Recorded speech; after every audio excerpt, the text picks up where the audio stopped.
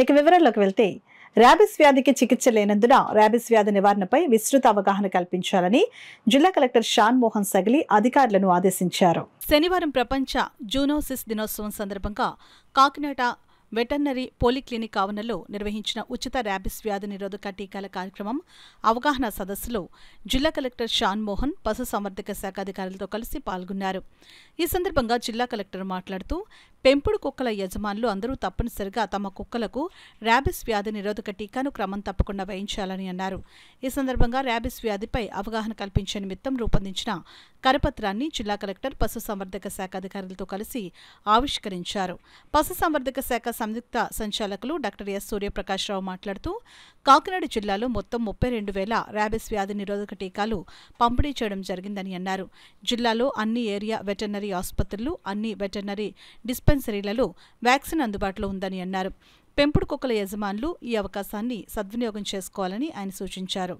Kakinada veterinary పోలీక్లినిక్ ఉప సంచాలకులు doctor K Krishnamurthy మాట్లాడుతూ ఈ సందర్భంగా 800 పెంపుడు కుక్కలకు ఏఆర్వీ ఇవ్వడం జరిగిందని, స్కైస్ ఫార్మా కంపెనీ సహకారంతో కుక్కలకు పాముల మందు, పేలు మందు పంపిణీ చేస్తున్నట్లు ఆయన వివరించారు.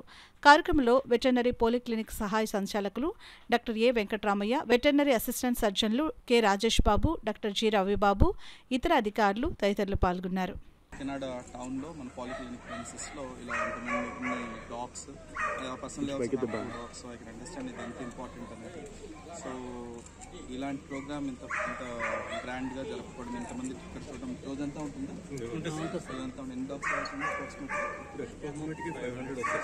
సో 500,000 డాగ్స్ వరకు మనం ర్యాబిస్ వ్యాక్సిన్స్ వేయించి, so for their better health and like family కాబట్టి అందరికీ ఒక ఫ్యామిలీ మెంబర్ ఎలా చూసుకుంటాం అలా అందరూ చూసుకుంటామని కోరుకుంటూ thank you so much for the opportunity. చాలా మంది చచ్చిపోతూ ఉండేవారు. ఇంకా జబ్బు వచ్చిందంటే చనిపోవడం ఒకటే మార్గం మాట, ఇంకా దానికి చికిత్స లేదు.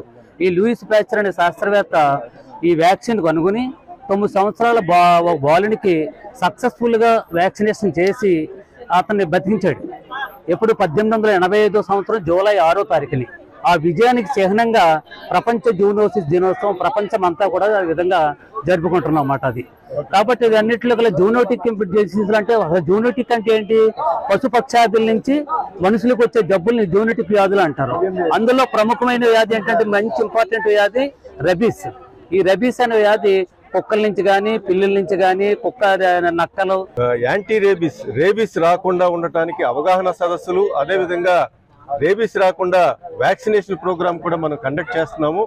ఇది డాగ్ ఓనర్స్, పెట్ ఓనర్స్ అందరూ కూడా, లవర్స్ అందరూ కూడా ఈ కార్యక్రమాన్ని మరి వాడుకోవాల్సిందిగా, దీని మీద అవగాహన పెంచుకొని అన్నిటికీ కూడా అన్ని పెట్స్ కూడా ఈ రేబీస్ రాకుండా ప్రివెంటివ్ వ్యాక్సినేషన్ తీసుకోవాల్సిందిగా కోరుతున్నాను.